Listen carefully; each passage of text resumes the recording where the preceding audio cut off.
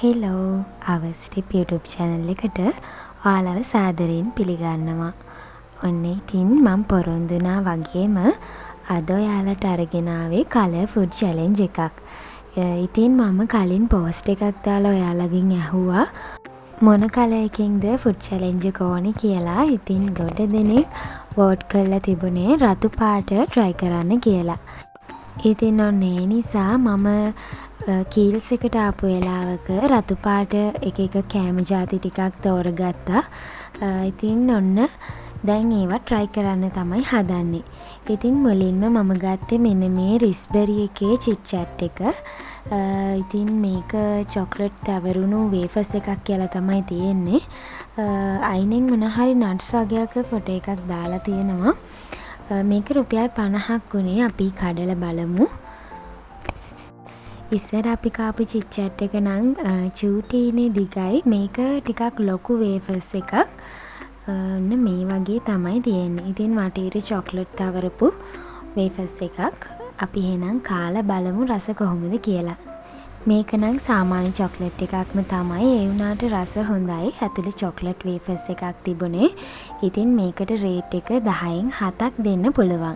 ඉතින් මම පාඩම් කරන ගමන්ම ඒක try කරා. ඔන්න දැන් ඊට පස්සේ මම try කරන්නේ Maggi එකේ මම ගෙනාපු noodle එක. ඉතින් මේක Maggi එකේ අලුත් noodles එකක්. රතු පාටට තිබුණා. ඉතින් ටිකක් spicy එකක් වෙන්න ඇති.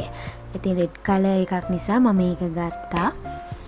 ඊළඟට මම ගත්තේ මෙන්න මේ drink එක. ඉතින් මේක නම් මම ඇත්තටම කවදාවත් try කරලා තිබුණේ නැහැ. ඒකත් red color එකකින් තිබ්බ නිසා මම මේක තෝරගත්තා.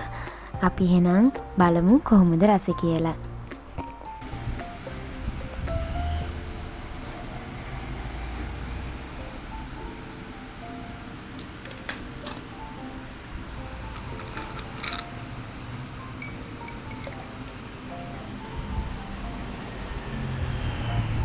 මේක Maggi එකේ අලුත් noodles එකක්. ඉතින් මං දැක්ක කට්ටිය මේක try කරලා තියෙනවා.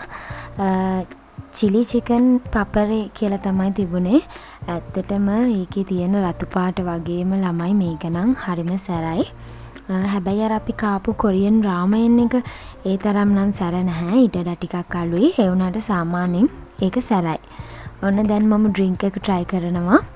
මේ drink එක නම් noodles එකත් එක්ක මාර විදියට match වුණා. ඉතින් අර noodles එකේ spicy ගතියත් එක්ක මේක හොඳටම තිබුණා. මේකේ ආවේ අපි සාමාන්‍යයෙන් බොන නෙක්ටර් එක තියෙන්නේ අන්න ඒ වගේ රහක්. ඒ වුණාට මේකේ පොඩි strawberry රහකුත් ආවා. strawberry flavor එකකුත් තිබුණා. ඉතින් මේ combination එකට නම් 10න් 9ක් rate එක දෙන්න පුළුවන්. hi ඉතින් මම Maggi එක try කරා. ඒක මම ඔයාලට කිව්වනේ. දැන් මම මෙන්න මේ strawberry yogurt එක try කරන්න හදන්නේ. ඉතින් චූටි පැංචිනිදී අතර තමයි මම මේ වීඩියෝ එක ගන්නෙ. එයා හැරෙන්න කලින් මේක කරගන්න ඕනේ. ඔයාලට එහෙනම් මදිද දන්නේ නැහැ මේ මොකද මම පොඩක් හිමීට කතා කරන්නේ. මේක බලන්න. ඒක red color නෙමෙයි ළමයි. චුට්ටක් pink color වගේ. කවන්නත් කාලා බලමු.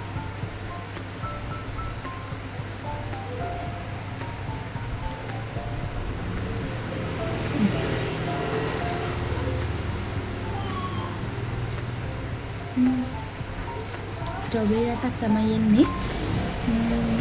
මම අනිත් ඒ වගේ බැලුවා ස්ට්‍රෝබෙරි යෝගට් සාමාන්‍ය 150ක් වගේ වුණා. ඒක නිව්ඩේල් එකේ එක තමයි මම ගත්තේ. මේක රුපියල් 80ක් වුණේ. ඉතින් අරක කාලා හොඳටම සැරයි. ඒ නිසා මම හිතුවේ ඊළඟට මේක try කරලා බලන්න කියලා.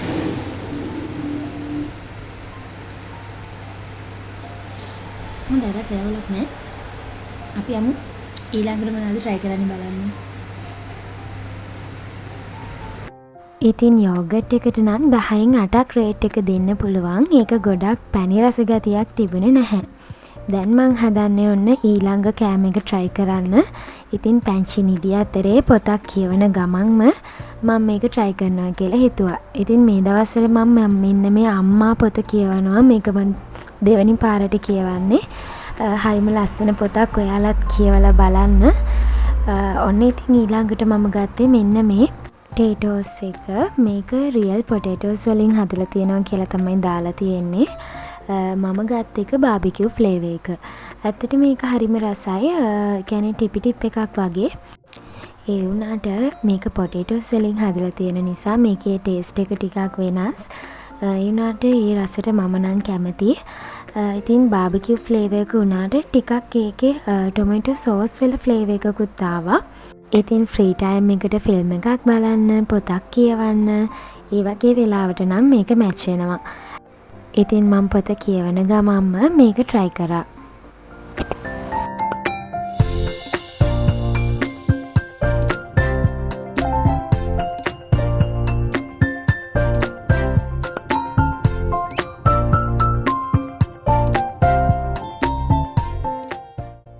ඔන්න ඉතින් ඊළඟට මම මෙන්න මේ ජෙලි එක තමයි හදන්න යන්නේ.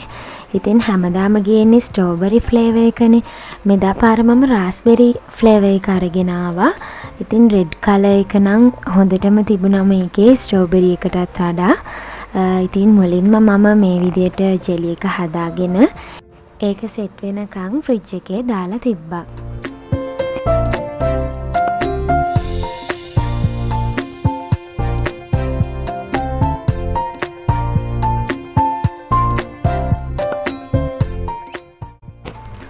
ඔන්න ඉතින් මම ඊළඟට try කරන්නේ ඩ්‍රින්ක් එකක්.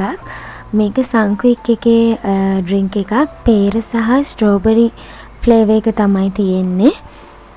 ඉතින් රුපියල් 140ක් තමයි උනේ මේක. එහෙනම් අපි ඕපන් කරලා බලමු රස කොහොමද කියලා.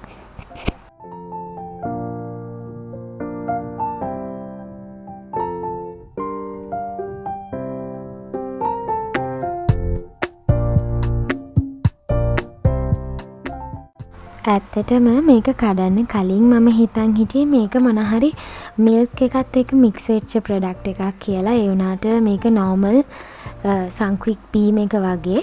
පේර ස්ට්‍රෝබෙරි රස දෙකම හොඳටම තිබුණා. ඉතින් මේ ඩ්‍රින්ක් එකට රේට් එක 10න් 7ක් දෙන්න පුළුවන්.